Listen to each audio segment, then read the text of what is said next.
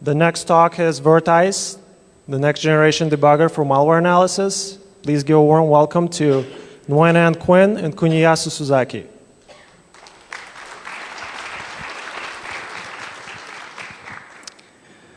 Okay, so in the next talk, we are going to introduce a debugger, which is specially built to analyze malware, and the debugger is named Vertice.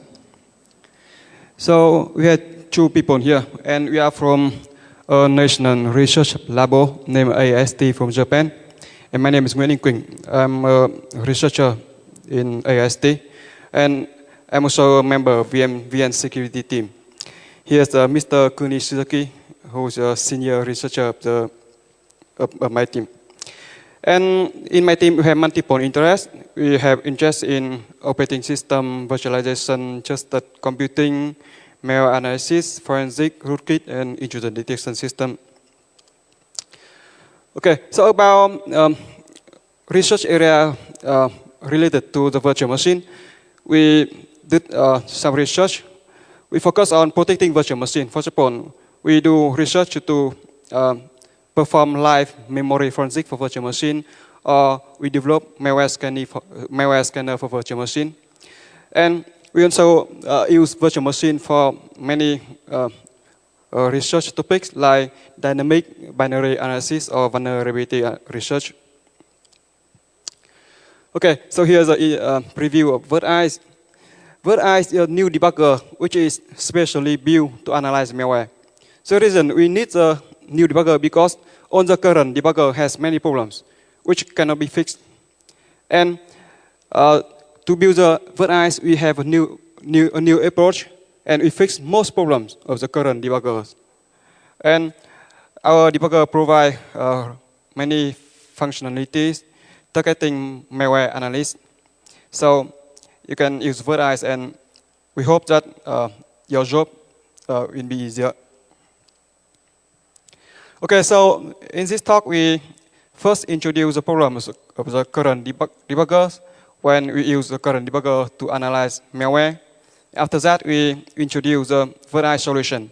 We focus on the architecture, design, and implementation of Vertice, and we present the main features of Vertice. After that, we have some live demo so we can see how Vertice really works. And next, we have some discussion. So we discuss the limitation of Vertice, or the future plan of this project, and finally conclusion. So in the first part, we introduce the problem of the current debuggers when you analyze the malware with those debuggers. Okay, from here I'll talk about the method of malware analysis. So for malware analysis, there is two methods, static analysis and dynamic analysis. In the context of static analysis, in the context of malware analysis, static analysis disassemble or decompile malware binaries. So static analysis analyzes the decompiled, deassembled malware code. So the code is used to understand its activities. Unfortunately, current malware are packed and obfuscated. So the analysts have to understand packed and obfuscated.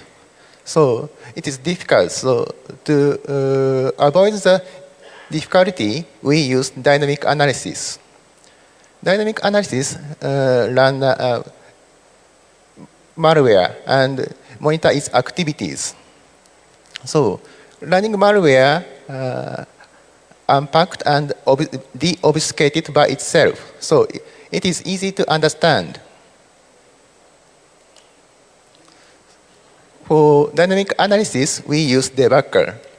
So we can run malware under the monitor of a debugger. The debugger has many functions. So debugger disassemble or decompile malware binaries. And we can monitor the execution flow using software or hardware breakpoints. We can also monitor the data flow using memory watch point. If we want, we can run the malware with single-step mode, etc., etc., etc. We can get a very useful functions. However, debugger has a malware in the context of malware analysis, because malware can detect the debugger and change the behavior. So malware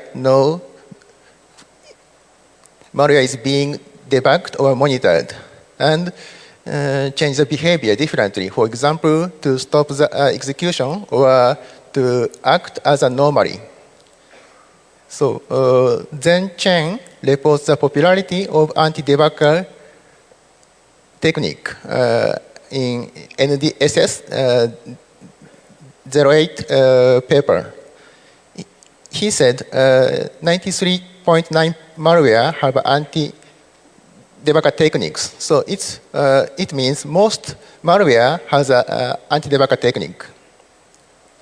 And another problem is malware can tamper with debugger, because debugger has also vulnerability. So malware can attack the debugger. So from here, I'll talk about the detail of detecting method and attacking method. The first technique is use system service, because debugger use system service to handle debug event. Malware can detect the service. For example, Windows OS leaves trace in a various place about the existence of debugger.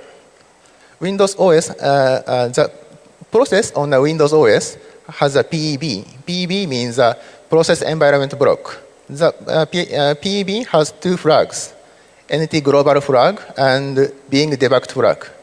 So this flag means the process is debugged or monitored. So and Windows offer us some API to check the flags.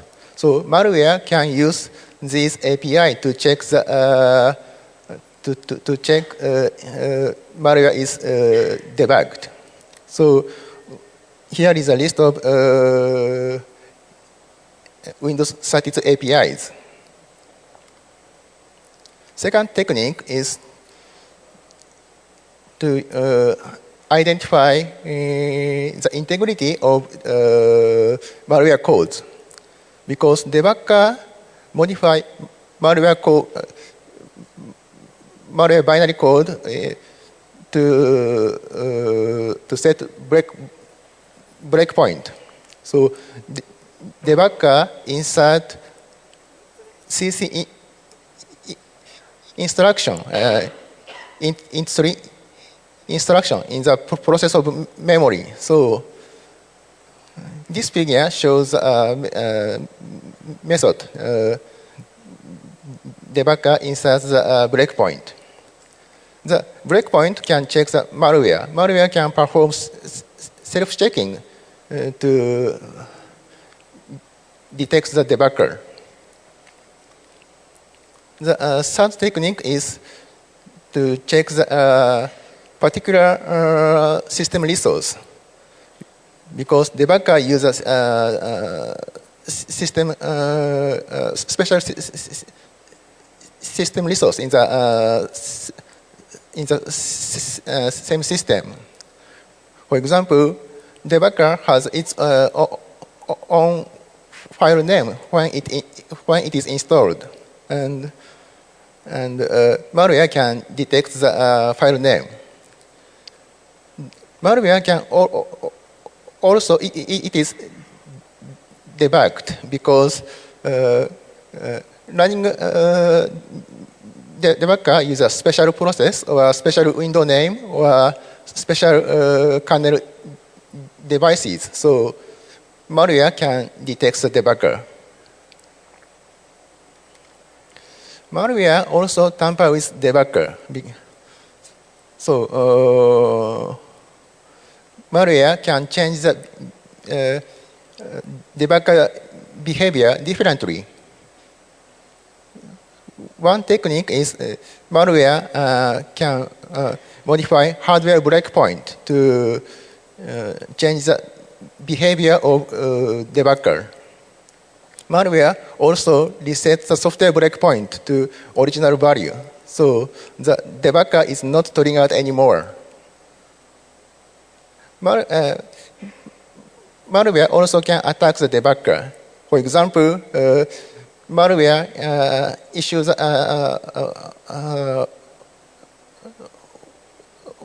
function called terminated process to stop the debugger. This technique is used to detect and attack the debugger. So from here, Quinn will show the demo.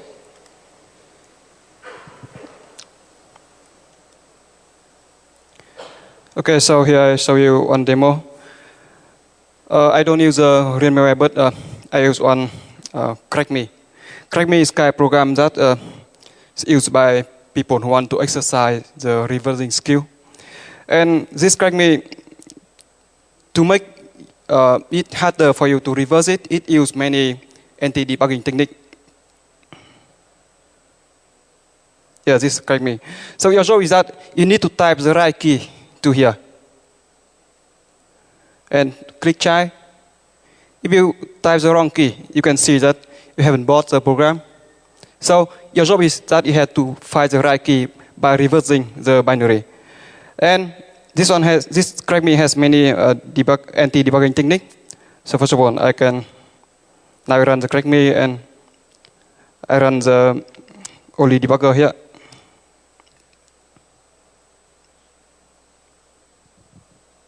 Can you see that? I cannot run Oli debugger because this CrackMe detects the debugger and shut it down before it even shows up on the screen. So to make it more clearly, I run the debugger and I open the CrackMe.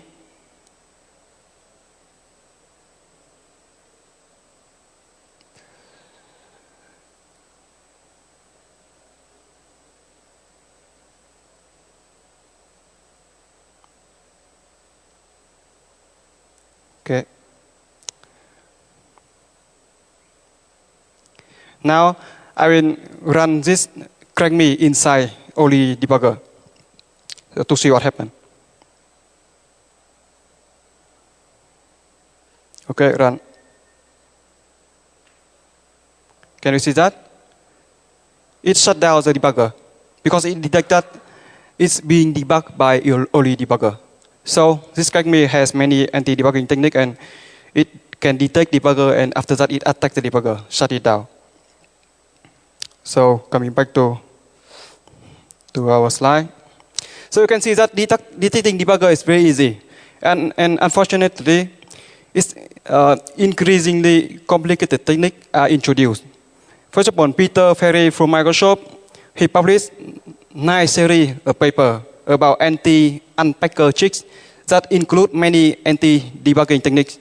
And I think he's going to publish more and more tricks like that in the future. So attack and tamper with debugger is also very trivial.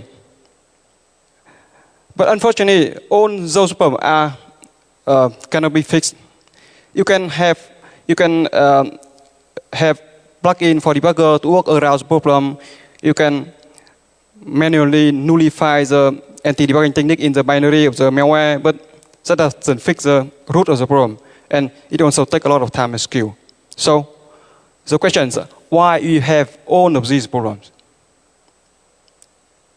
Any idea? Why? Why you have so many problems when using debugger to analyze malware? Okay, the answer is very simple. Because the debugger is never designed to analyze malware in the first place. because the debugger is built by developers to debug the lazy